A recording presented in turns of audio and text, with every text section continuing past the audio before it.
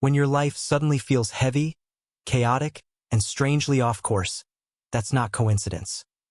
It's a hidden attack on your destiny, masked behind everyday distractions, delays, and emotional warfare, because the enemy rarely comes with horns and fire. He comes subtly, disguised as comfort, busyness, or even false opportunities that seem right but lead you away from purpose. One of the most shocking signs is when you feel unusually exhausted doing the very things God has called you to. Your prayer life dries up, your passion fades, and you question your calling not because it's invalid, but because hell is threatened by what you carry. You were never a threat to the enemy until you started walking toward your purpose, and that's when strange resistance begins. People turning on you, doors closing without explanation, and your mind flooded with doubt. But Ephesians 6 verse 12 reminds you that this is not a battle of flesh and blood. It's spiritual, and the attack intensifies the closer you get to breakthrough. Another disguised assault is distraction. Constant obligations, toxic relationships, or good things pulling you away from God things, slowly diluting your focus until you forget the vision God gave you. When your time is devoured but your spirit remains empty, that's not productivity. It's strategic depletion, and the enemy knows if he can't destroy you, he'll distract you until you self-destruct. Sometimes the most dangerous attacks don't feel evil, they feel convenient. That sudden relationship that seems like a blessing but pulls you away from holiness. That promotion that demands so much of you, you stop seeking God. That moment you settle for safe instead of surrender. These are not random.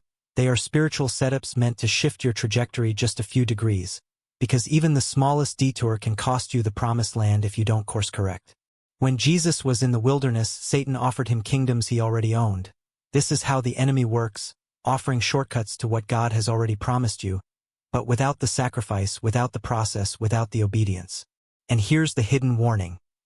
When life gets too easy, too quiet, too detached from spiritual warfare, you might already be under subtle attack, because Satan doesn't waste energy on people going nowhere.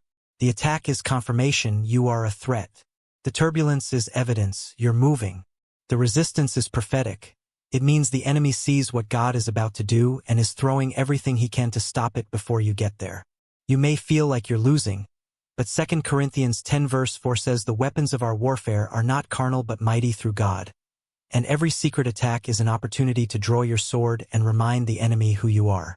When attacks come in disguise, don't react in the flesh, respond in the spirit. Fast, pray, realign. What looks like rejection is often redirection. What feels like failure may be God's hand rerouting you from disaster. Don't be fooled by appearances. Satan disguises himself as an angel of light, and sometimes what glitters is a trap. Stay rooted in the word, stay vigilant, and remember, the louder the war, the closer the victory. Don't let a disguised attack make you doubt a divine calling. You are not under random pressure.